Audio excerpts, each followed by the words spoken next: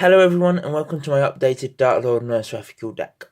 Now, yesterday was the locals to me, and I brought this deck along intending it to be sort of a kind of a Saki deck. I mean, it induces a lot of salt basically, but I didn't expect it to do that well. But oh my god, the consistency was so good.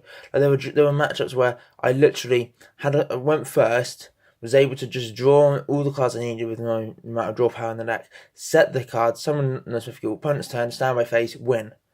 I did that to one guy twice. I mean, he was super duper salty, and I can understand that. I mean, this deck is no fun to play against, um, but it's really just a deck that there's a it's hard to explain exactly why you'd want to play this deck unless you're just like a little psychopath. You want to make enemies basically with this deck, and by God, I did. I went 3-2, but one of the rounds I was actually absent for because I arrived too late, which is on me, so I got a loss in that. And the other round that I did lose properly was against Thunder Dragons. That was actually a hard fought match. We went to went to all three draws, and it it was really close at all the times. Basically, he just had the. I mean, obviously you're going to say this is legit, but he had an impermanence and Ash Blossom on the card at times that I lost. But that's fine. That's how the cards roll sometimes. But and there were some things that I wish I had had in my side deck that could have helped me out in that matchup, but I didn't quite have them on me at the day on the day. But I've now managed to pick them up subsequently, or managed to actually find them in my binders. So I'll be going over the side deck and extra deck as well, but we'll get to that later. Let's look at the main deck. First of all, triple Dark Lord of you, best card in the deck, as I'll say about a few of these cards, to be honest. Any effect that will make the opponent gain life points inflicts the same amount of damage to them instead. So this is the card that basically enables you to win if you don't have this card out in the field. Well, there is an alternative, and we have some other kind of Bernie cards, but if you don't have this card out, I mean, the deck's not really working. So yeah, brilliant card. And it's searchable and stuff like that. Triple Condemned Witch. She is amazing. Whilst she's got two effects, one of them which adds a forbidden quick play spell when she's summoned, I never use that one because I don't have the forbidden cards in my main deck. However, and I didn't have them in my side deck on the event. However, I now have a few select forbidden that I have put in my side deck, just because I think in certain matchups the ability to search like a forbidden lance or forbidden chalice can be really crucial. Like if your opponent's running or if you know your opponent's running impermanence or what have you, you can get yourself the forbidden lance and stick it on your Dark Lord Nosferatu or on your Condemned Witch if they try and sort of impermanence you when you're going to tribute it on the opponent's turn. So yeah, it's really useful for that. But the main effect is you can tribute it to special summon one level 4 fairy monster from your deck except itself. So with this, you basically, sorry, it has to be during your opponent's main phase. So your opponent's main phase, they do something, you go tribute, summon out of Dark Lord Nosferatu, activate all my burn cards, you lose, which is a fun little combo. The thing that's really cool now is that now I've had the confirmation in the Link's Reign Pack 2 that we're actually getting Condemned, which is becoming a Dark Lord. It's like Dark Lord Condemned something or other, Condemned Maiden or something. Can't remember the exact translation. But it's really cool that I'm playing these cards together in a sort of a Dark Lordy deck, but now they're actually going to get a kind of a Dark Lord Link monster. That's the Condemned Witch, which is really cool. So that's it for the monster lineup. Incredibly low because, to be honest, you don't need any more monsters, you're not a high summon count. You don't care about your extra decks. You don't need that many monsters anyway. Triple Banishment of the Dark Lords. This just searches out your Dark Lord Master Fuel, which is really handy. You can only use one per turn, which is fine. To be honest, I quite often, with the amount of draw power this deck had, I quite often ended up drawing into a second one and having to set it when I activated like Card of Demise, so I have to save it for my next turn, which is fine. I'll keep it in my hand because it's like one of the cards that you don't necessarily need on your second turn if you wish to get the Dark Lord Nosferatu out and you've got enough burn on your back row. So yeah, really good card. Card of Demise, again, because you're going to be burning through a lot of your deck and you don't care about your special summons on your turn, you don't care about doing battle damage, or well, this guy stops you doing any damage. So for example, if you'd set loads of back row and then you use this to get yourself a Dark Lord Nosferatu, you can't then use those cards on your turn, but you just went into your opponent's standby phase anyway. And yeah, this card is just insane. You go down to like 1 or 0 cards in your hand, use this, fill up your hand again, and then hopefully you draw in some more draw cards and other things like that you can kind of make use of in that scenario.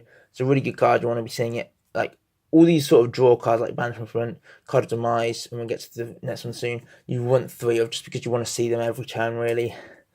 Triple Pot of Desires, again, it can backfire by banishing by banishing like the majority of your burnt cards, but for the most part, it's just a really good way to dig into your deck, and that draw 2 is so useful because there are only a select few cards that in this deck that actually can contribute to your win condition. So being able to dig in your deck any way you can, and this card doesn't have a restriction. It's not like the Pot of. Is it Pot of Acquisitiveness? You know, the new one coming out in Savage Strike, like initially sounds good for this deck because you don't use it as a deck, but it's got the caveat that you have to use it at the start of your main phase 1. So unless you draw into it in your opening hand or draw it for your turn draw, it's kind of dead, because if you draw it with Pot of Desires, Card of Demise, Pot of Duality, what have you, then the card is useless because you can't use it because it's past the start of your main phase. So I don't know whether I'm going to be running that card when it comes out. I'm going to have to do some testing for sure. But at the moment, I think the draw lineup I already have is more than enough to sustain this deck. So yeah, we also have the triple Pot of Duality. That's amazing. It just lets you pick a card from the top 3 of your deck, essentially. The restrictions are just meaningless for this deck. So it's like, you've won out of draw power, but you want another card, or you just Pot of Duality, look at the top 3 cards of your deck. Oh, I'll take that Upstart Goblin, I'll take that Pot of Desires, I'll take that Card of Demise, I'll take that Dark Lunatic, whatever. Such a good card in the deck. Then we have one Upstart Goblin, or the Italian version, which I call the Ricastle Goblin. Not only is it a nice way to draw a card for basically for free, but also in this deck, if you've got the Nurse of Skill out or the Bad Reaction to Similarly, you'd also be burning your opponent for 1,000 as well. So how's that for them? It's like, oh, by the way, here you go. Let me draw a free card and also inflict 1,000 to you. That's just ultimate sackiness. So we run double Bad Reaction to Similarly. It's sort of a backup to our Darkland Cervical. It's not searchable, it's not summonable by deck, but equally it's not as counterable by things like Ash Blossom. So it's essentially Nurse Cervical as a continuous trap. So one thing you need to bear in mind is remembering how chains is over this. So for example, you want to go like if you have this set and you've got enough damage with your sort of burn cards in set, you go like Gift Card, Path of Destiny, try and guess Bad Reaction Similarly to get this guy last on the train, so it was backwards, so you go to get it. So I mean, there was one time, I know this is actually with the Dark Runner Rescue, where I had Dark Runner Rescue, used my 3 burn cards to sort of burn the opponent to death, and then he infinite impermanence my Rescue, and he ended up gaining 9,000 life points. Yeah, that was one of the duels I lost against one of the dragons. That did not go according to plan. But Bad Reaction Similarly kind of circumvents impermanence by not being a monster as well, so is useful. The one was like, I wouldn't want to run 3 because it can be brooky when you have that on the and not every deck has impermanence or the specific cards that counter or especially not going to have them in their opening hand. So I think 2 is enough because you have so much draw power anyway. Quite more often than not, you're able to get into it even if you only have 2 copies. You could run a 3rd, but I don't think it's advisable because then you'd be bricking a little bit too much, or you have too many of the same cards, effectively, or the card that does the same thing in your hand. So you have double Blazing Maelforce and double Ring of Destruction. These are sort of alternate burn cards. Ring of Destruction is not as good, but it's more versatile because you don't have to wait for your opponent to attack. But Blazing Maelforce can actually allow you to actually kill your opponent with its effect, rather than Ring of Destruction mean that they have to have more life points than their monsters attack. But both of them are really good kind of spot removal disruption cards, and they contribute to the burn. And hopefully, I mean, you should be ahead on life points anyway, because you should have used like a gift card or something to chop 3,000 life of your opponent. So these cards shouldn't really have too much of a bad impact on you. I mean, if you pass through Destiny and get Tails a couple of times and then want to use one of these, you could be like tarting your opponent for life points for so long, and then it just comes down to the wire. But for the most part, you'd be using these to sort of disrupt the opponent, block them, and kind of just give yourself an extra bit of breathing room if you haven't drawn into your full burn cards, or you've got like loads of cards in your hand that will draw, but you've already used them in your previous turn, so you can't use them again. So you have to kind of stall out a turn. So they're quite useful for that. Then our burn cards, we have triple Gift Card, triple Path of Destiny, and triple Try and Guess. These cards are amazing. Gift card is just the simplest and the best. Your opponent gains 2,000 life points. They lose 2,000 life points with this. Enough said. Paths of Destiny. Basically, your opponent will always lose 2,000 life points, but you could lose 2,000 yourself or gain 2,000 on a coin flip. So it's a slightly risky for yourself, but sometimes you have to. Like there was one draw where I got down to one card left in deck through all my drawing and stuff, and I was like, okay, I've the cards I've got set are like double Path of Destiny for the burn. So I used one Path of Destiny. We were both on 3,100 life points through Blazing Mirrorforce, Ring of Destruction, and stuff like that. So I used one Path of Destiny, got him down to 1,100. I managed to get up to 5-1, and then use the other one. It was a game anyway, but that can kind of result in a tie potentially. So yeah, I mean, actually, that's a point. I'm surprised Konami haven't actually altered this card or done something like this, because this card is very much going to lead to ties. Same with Blazing Mirrorforce, really. No, Blazing Mirrorforce you take damage first, but this one both players take the damage at the same time. But yeah, I'm glad they haven't changed. They haven't like banned it or anything because of creating ties, because it's really good in this deck. And try and guess the final one. It's not as useful nowadays. Now links are out, but basically we won 15 card Synchro Extra deck, and we don't use some of them ever, but we use it just for try and guess. So you have to declare Fusion Synchro or Xyz when you activate it, and then both players reveal their extra deck, and the player who has more cards of the declared type gains 2,000 life points. Now this did backfire once because I used it on Goki, and I called Xyz just because I was like, well, I didn't think Goki's had that many fusion options. Then obviously he did. I forgot about instant fusion in that case. So you've got to. It's not one of the cards. You've got to let your. The problem with this card is, for most cases, you've got to let your opponent play, or to see what they're actually wanting to, so you have a slight chance at guessing what they've got in that deck. And if they're wanting a synchro deck, well, you sort of hope they might have one Xyz, even though it's unlikely. So it can backfire, but then it can get sided out anyway. I mean, you've got enough damage with gift cards and Path of Destiny and your other burning cards, so that try and guess isn't always a necessity. And in certain matchups, you will need to side it out if they literally just have 15 links in their extra deck, or they've got the synchro based one, which you have as well. So at the moment it's really fine at 3, but yeah, it's definitely one of the cards that can be chop and change depending on how the meta shapes up to be. And with Savage Strike introducing a lot more synchro support, it might be one that you well, I might have to edit my extra deck and think of what won't be that good. Maybe I'll just have one synchro and what's in my extra deck. I don't know, I've got 15 just in case I need to gain life, so I can call synchro like, and so I can gain that 3,000 life points. Next card is Reckless Greed. Draw 2 cards. Also after that, skip your next 2 draw phases. Because this deck just wants to go hard and fast, skipping draw phases isn't that bad. Because what you tend to do with this is you set it. Either if your opponent does a blow up, you use it. If not, get to your turn, draw, activate it, and then draw 2 more, and that should give you enough cards in hand to be able to power through your deck and get to your burn cards. Also, so yeah, it's a really good card in this deck. But here we go. Here we get to, without a doubt, the actual best card in the deck. Trap Trick. Now this card is just absolute insanity. You banish a normal trap from your deck, except trap itself, and set 1 card with the same name directly from your deck. Now, whoa, all of these are normal traps. Everything in the deck is a normal trap apart from Bio-Reaction Symmetry. So you can, it acts as like a toolbox for try and guess, for one of your burn cards, or for one of your sort of disruption cards, or for Reckless Greed. And then the set card can be activated this turn. So, for example, you've used a couple of gift cards, or used the gift card and try and guess, and like, well, after 2,000 life points, I'll use Trap Trick, get myself a Path of Destiny, then use Path of Destiny to kill them.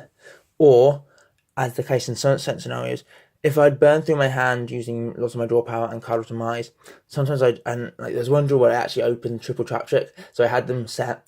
Then in the opponent's end phase, I activated 1, got myself a Reckless Greed set, drew my turn, used a second Trap Trick, got myself another, or my turn, used the Reckless Greed that I'd set with the first Trap Trick, drew 2 more cards after my draw phase, activated the second Trap Trick, set myself another Reckless Greed. No, actually, no, it was crazy. I can't remember exactly the combo I did.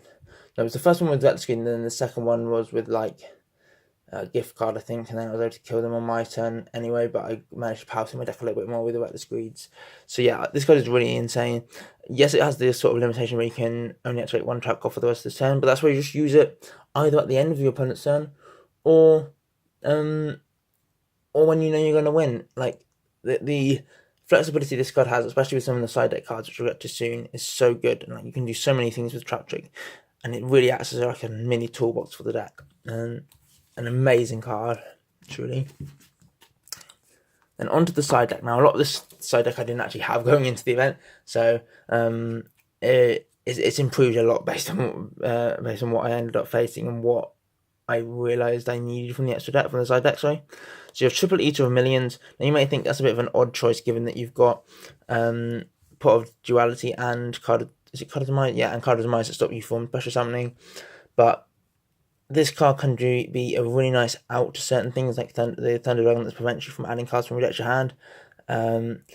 And it's because you don't use your extra deck, it's like a free monster on board, and it can just kind of crash into things that you can't really get over that are preventing you from doing certain things. It's not a necessity in the side deck, and I never actually felt the need to side it in because I had like other counters. But I kind of like it just for the utility. I mean, you can probably go without this card if I'm being honest, and you can bump up so I have double Different Dimension Ground and double Heavy Storm Duster. You can bump these up to 3 each potentially, because these cards are really good. Heavy Storm Duster is just a nice spell and trap removal against like an Altergeist deck or something like that. Different Dimension Ground again is really useful against Goki or a deck that really relies on monsters going to the graveyard and kind of looping. And they become searchable with Trap Trick. You can kind of just get them out from your deck and go, well, you've set up 2 really annoying spell cards, and you can go Trap Trick into Heavy Storm Duster, activate Heavy Storm Duster, blow up your cards. Different Dimension Ground, stop you from accelerating your place. So you can bump these up to 3. I only have 2 Heavy Storm Duster at the moment, and to be honest, like, whilst yes, you could banish one with Pot of Desires, and then it kind of screws you over. You because of the draw power, you're likely to draw the second one regardless anyway. So I think 2 is okay with these, because these are less relevant for certain matchups than the other cards in the side deck. So then we have Double Call by the Grave. Excellent card to hand traps.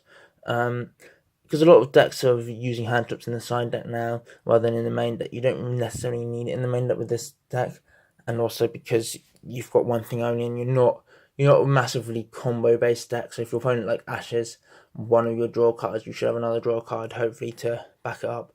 Admittedly, if they ash your Condemned Witch sacrificing itself, that is a really huge problem that the deck really struggles to recover from. But if they're running Ash in the main and you realise that game 1, then you just side in the Call by the Grave, and it helps really well. Then we have 1 double Forbidden Chalice and 1 Forbidden Lance. These are my little Forbidden Brigades.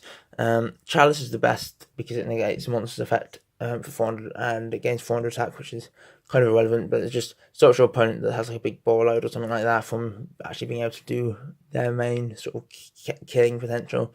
And it's searchable, which is really handy. Lance, I only run 1 Lance because with Lance you want to be using Lance on your Nerf or on your Condemned Witch, and it's not quite as versatile as Chalice. And with Lance you should only need 1, because when you're using Lance on your monster, you should be then like killing them that turn, so you only really need 1 to search for.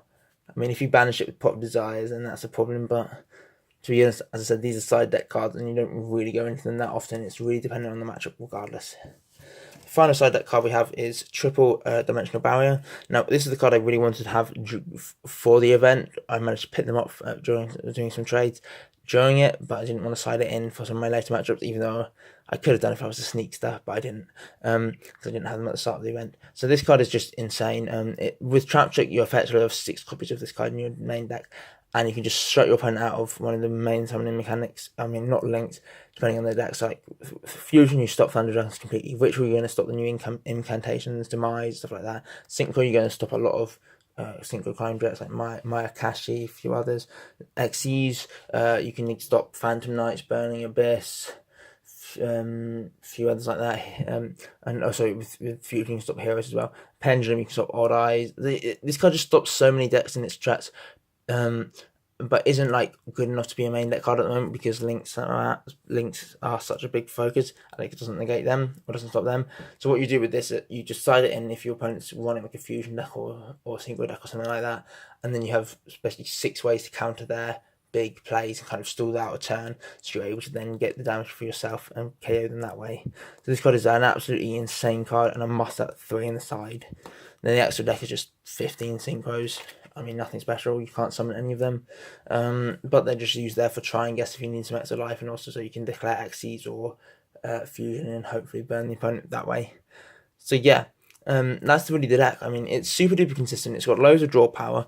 The side deck now is really powerful and it's got quite versatile. It wasn't during the event, or wasn't as during as at the event, and I really think this deck has some really strong legs, and I look forward to seeing how it gets on in the future. I'll probably be bringing it to the main Lex locals, which is going to be in about 4 weeks' time, just to see how the adapted side deck kind of holds up and keeps the deck doing well.